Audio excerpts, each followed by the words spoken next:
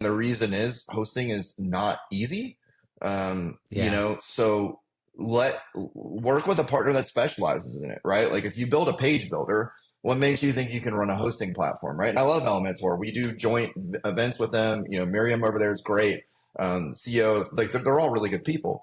And I try to tell them like, hey, like we've solved this problem. Like just resell our product or, whatever it might be. Add a bunch of options of hosting companies, whatever.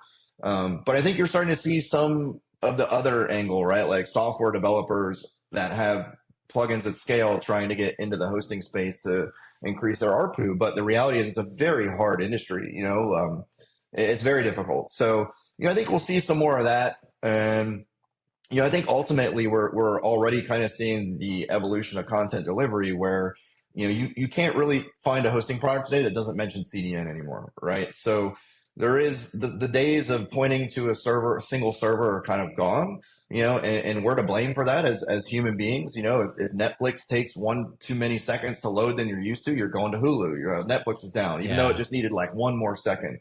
So that's the same thing with content delivery. Like if you go to natashaskitchen.com, it's immediately loading up, right? If it took 3 to 4 seconds, you're like, oh, her site's down, I'm going somewhere else. So, human beings are very impatient and, iPhones and all these devices that we have made us that way. So, I think that's kind of like what we were able to break into the market with that edge first approach. Like our customers don't have to know anything about CDN or WAF. It just works and it always works.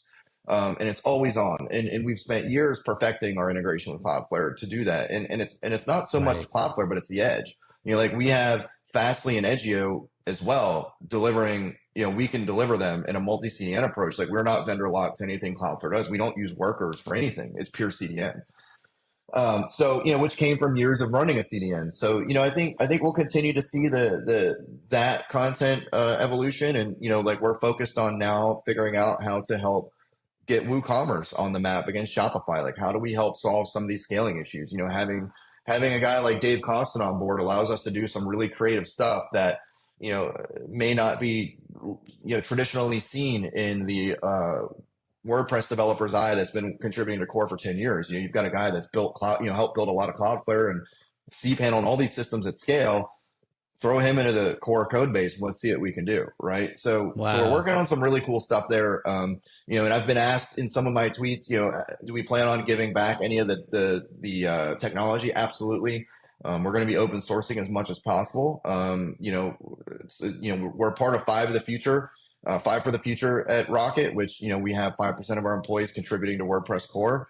Our competitors doing 50 million a year in revenue don't contribute at all. Right. So, we heavily believe in giving back to the community. And that's a large reason why we sponsor WordCamps. Like, yes, we need to grow. Yes, that's a part of business, but I love buying lunch for every, contributor that's at WordCamp because we appreciate them.